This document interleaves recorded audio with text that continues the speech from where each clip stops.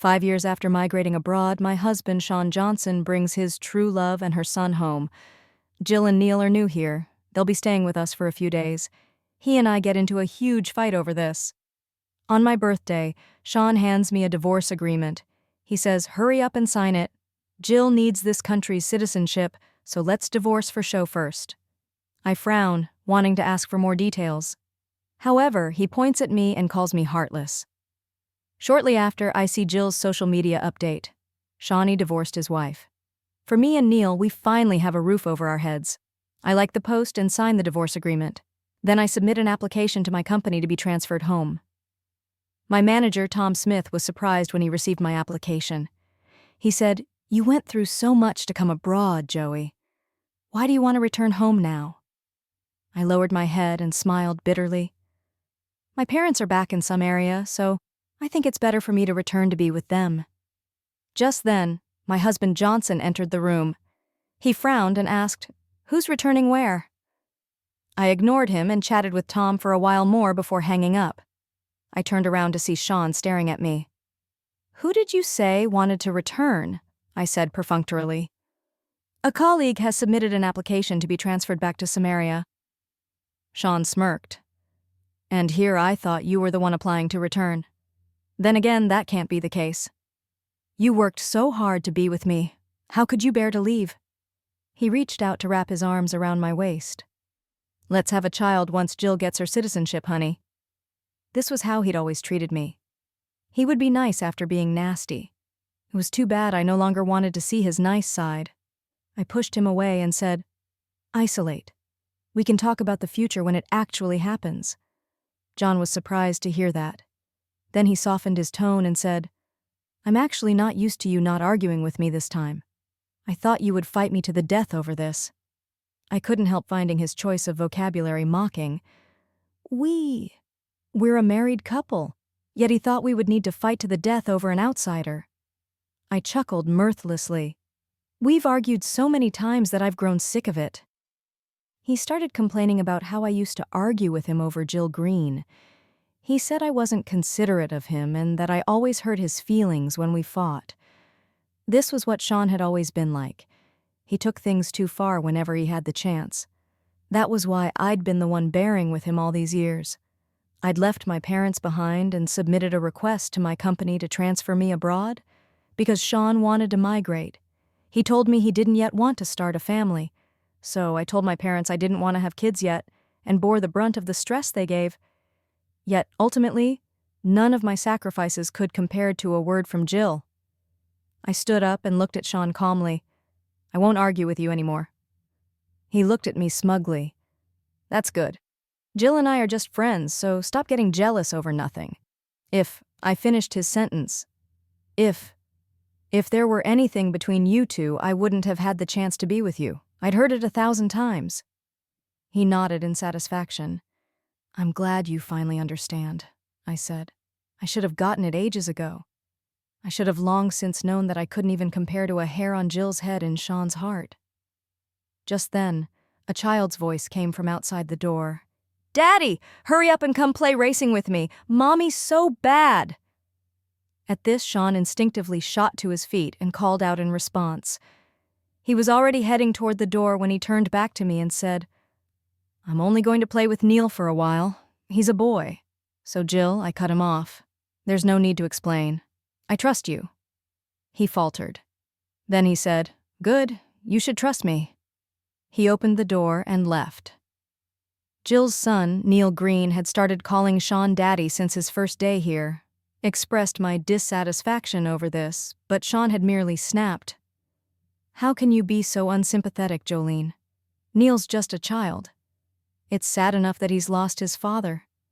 I used to get upset whenever I heard Neil calling Sean Daddy, but it didn't seem to bother me this time. I placed a hand over my heart and smiled. It turned out that I would no longer feel hurt once I decided not to love Sean anymore. I heard laughter coming from outside the bedroom. It mingled with Neil calling Sean Daddy and Sean's gentle responses. As I listened to them, I thought about the things I had to do. After a while, my phone rang. It was a call from my mother. She asked whether I'd had any cake since it was my birthday and whether I'd celebrated it. Her words reminded me that I'd yet to eat. Before ending the call, Mom tentatively asked when I would return. I'd rarely gone back to Samaria after migrating. Initially, it had been due to the instability at my workplace. It was because Sean said it was too troublesome to fly back and forth. As soon as I left the room, Neil threw a toy at me. "What are you doing in my house, you bad woman? Are you going to take Daddy away from me again?" Before I could say anything, Jill apologized profusely. "I'm sorry about this, Jolene. Neil is just a child, so please don't get mad at him," Sean growled. "You don't need to apologize. It's not a big deal. Besides, Neil's only being like this to her because she scared him in the past. It's her own fault." He pulled Jill and kneeled behind him protectively. "Don't tell me you're going to hold a grudge against a 5-year-old. Jolene, I hadn't even said a word yet. The blame was all mine." Instead of defending myself, I said, "You guys continue with what you were doing. I only came out to get something." I headed to the fridge and opened it. That was when I noticed that the cake I'd baked was missing. I looked toward the living room to see a ruined cake on the table. Sean noticed my line of sight and said nonchalantly, "Was that yours?" "Neil left it there because he said it tasted bad. Buy you one if you want." I picked up the cake's remains and threw it into the trash can. Then I said indifferently, "No, it's fine." After that, I headed to the door to leave. I'd only taken a few steps when Sean came running after me. "Where are you going, Jolene?" I looked at him oddly. This was his first time leaving Jill behind to come after me. "Why did you come after me?" He was taken aback by my question. In the past, I would have been overjoyed to see him run after me. I would have forgiven him regardless of what he'd done. He looked awkward, seemingly not expecting me to react so indifferently. I came to ask you where you were going because you left without saying anything." "Oh, I left to get something to eat," I said indifferently. Just then, Jill and Neil approached. She said, "Neil just said that he wants to have pizza." "Jolene, we can eat together if you don't mind. Take it as my apology to you." "I don't like." Before I could finish, Sean agreed on my behalf. He even ordered me to take the car around. I didn't want to argue with him since I'd already made up my mind about leaving, so I went to the garage without argument. When I brought the car around, he got into the back seat with Jill and Neil, as if it were the most natural thing to do. He only realized the problem after I started driving. He said uneasily, "Neil is still young and he clings to me." That's why I looked in the rearview mirror and saw them sitting there like a happy family of 3.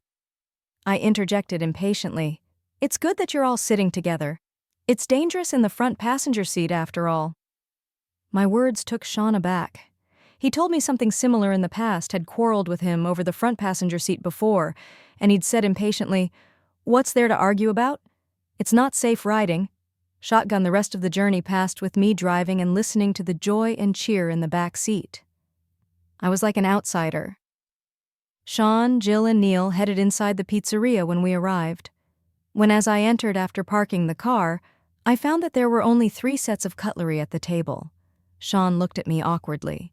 He was about to summon the server to add another set when Neil suddenly cried, "I don't want to eat with the nasty woman. Mommy said she'll take Daddy away. I don't want her." Jill hurriedly clamped a hand over his mouth and looked at me apologetically. "He's just a child. He doesn't mean it." "Don't mind him, Jolene." Meanwhile, Sean pulled Neil into his arms and soothed him. He shot me a look telling me that I was at fault for this. I chuckled and said to Neil, "He'll always be your daddy, kiddo. I won't take him away." That made the look in Sean's eyes change. Before he could say anything, I turned and headed to a table in the corner. I had pizza by myself. I heard the 3 of them talking and laughing in the distance, but it didn't affect my mood. I was driving home after finishing my food when Sean suddenly called me. "Where are you, Jolene? We're done, so you can wait for us in the parking lot." I couldn't help wondering how lowly he thought of me to speak to me so matter-of-factly. Why would he think that I would still return home with them after how they treated me? I said indifferently, "I'm already home." That pissed him off. What the hell do you mean by this? How could you leave without us when we came out together? I calmly asked in return. Didn't you guys say you wanted to catch a movie? That shut Sean up. Before leaving the pizzeria, I'd seen Jill's social media update. Neil has always wanted to watch a movie with me and his father. His wish has finally come true. It came with a photo of the three of them together. A friend commented, "Congratulations, you guys have finally gotten together." Jill had replied with a blushing emoji. After a brief silence, Sean said awkwardly, "The four of us can watch the movie together. You keep talking about how I've never caught a movie with you, right?" I chuckled and said decisively, "I don't need it anymore. You guys should enjoy yourselves." After that, I hung up, not caring how Sean would react. When I got home, I received an update from my workplace. My request to return to some area had been approved, and I had to hand over everything here as soon as possible before returning. This was the first piece of good news I'd received in recent days. I was organizing the digital documents I needed to hand over when Sean returned. He was still mad about how I'd spoken to him over the phone, so he grabbed his clothes and headed to the bathroom to wash up without saying a word. By the time he came out, I was already in bed and ready to hit the sack. He stood by the bedhead and looked at me. I could sense the heat in his gaze even with my eyes shut. I was starting to get annoyed when my phone rang. "Isn't it your birthday today, Joey? I've brought you some gifts the company prepared." Tom's voice was particularly loud in the silence of the night, and his words made Sean's expression darken. After hanging up, I left the room and headed downstairs. Mom was there with my gifts. I took them from him and thanked him. Then I headed back upstairs. When I entered the apartment, I saw Sean rummaging in the fridge. I put the things down with a glance at him before returning to the bedroom. Expectedly, Sean joined me a short while later and said uneasily, "We don't have any ingredients at home for a cake." "I can." I cut him off with a yawn. "It's okay. I don't need it. I'm still full from dinner." His expression became even more uneasy. "I'm sorry that I forgot it was your birthday," I said nonchalantly. "It's no big deal. It's just a birthday, right?